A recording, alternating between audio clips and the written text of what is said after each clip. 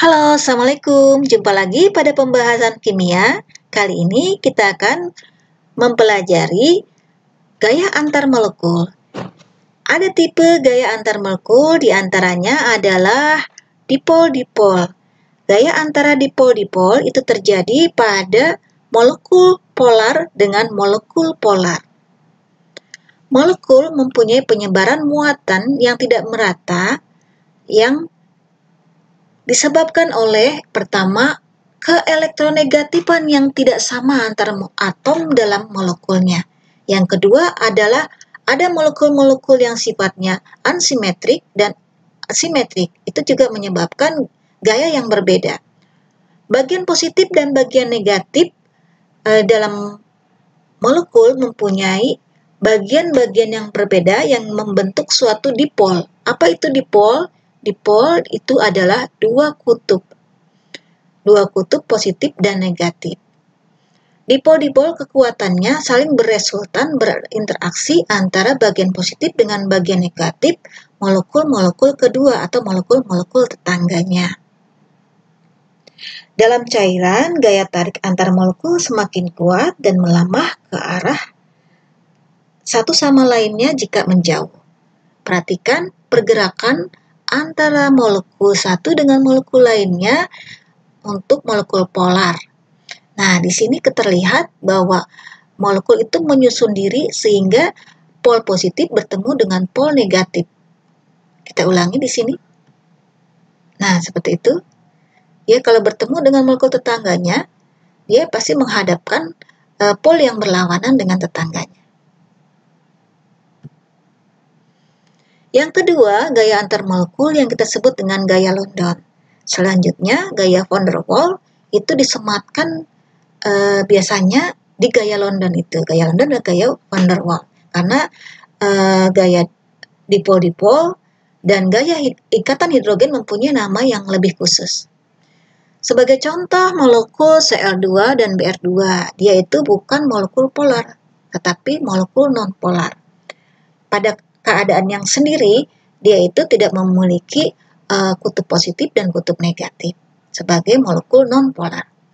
Tapi ketika dia bergabung atau berinteraksi dengan molekul tetangganya, perhatikan di sini, bahwa ada sesaat dia mengumpulkan atau menjadi kutub yang berbeda jika berinteraksi dengan molekul tetangganya. Ini tapi hanya sesaat. Nah, itu yang disebut dengan gaya London.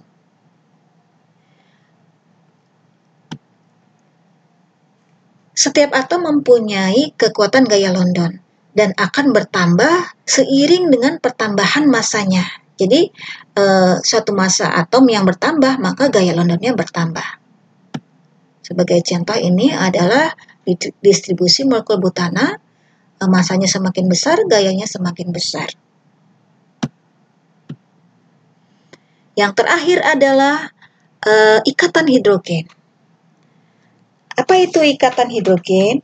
Ikatan hidrogen itu terjadi tarik-menarik antara dipol-dipol antara atom hidrogen dalam senyawa yang melibatkan ikatan hidrogen dengan atom yang elektronegatif, misalnya nitrogen, oksigen, dan fluor. Ikatan hidrogen ini dikaji dari penyimpangan titik didih di antara penambahan molekul atau berat molekul pada suatu golongan. Sebagai contoh, ini adalah golongan 6A, senyawa hidrida dari golongan 6A. Golongan 6A diantaranya S, Se, dan Te. Di sini pada senyawa hidridanya terjadi peningkatan titik didih. Nah, ini bisa dijelaskan oleh gaya London yang barusan kita bahas. Tapi perhatikan, oksigen di sini jauh lebih rendah massa molekulnya, tetapi mempunyai titik didih yang lebih tinggi. Perhatikan di sini. Nah, oksigen ini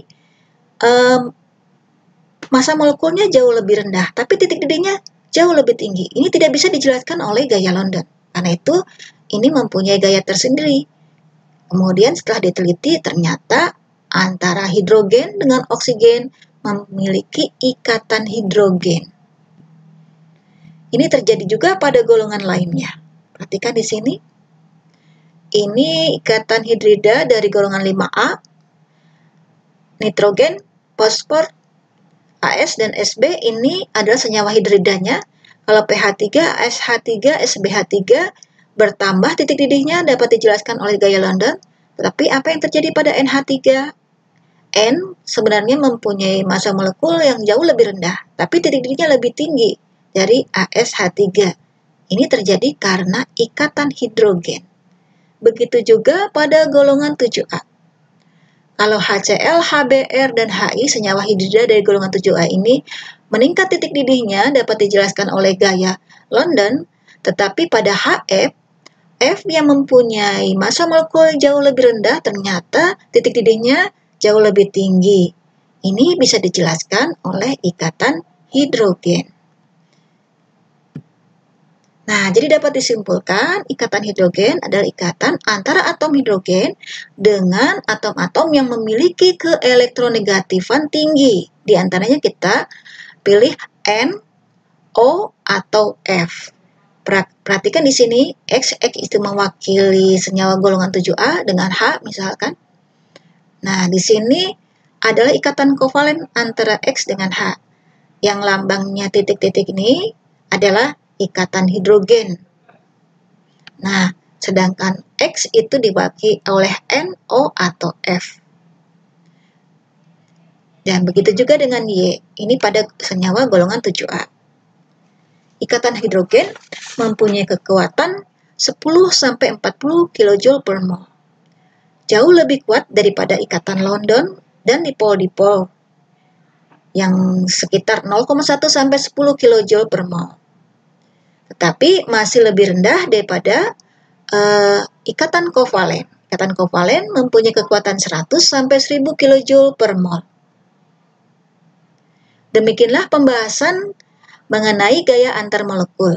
Gaya antar molekul ini kita simpulkan menjadi 3 bagian. Yang pertama, gaya dipol-dipol atau yang terbentuk karena molekul polar. Kemudian gaya London antara molekul nonpolar. Berikutnya adalah ikatan hidrogen. Ikatan hidrogen juga terjadi pada molekul DNA, di mana untaian double helix pada DNA itu menjadi sangat teratur, terikat karena gaya ikatan hidrogen. Sampai jumpa pada pembahasan berikutnya. Assalamualaikum warahmatullahi wabarakatuh.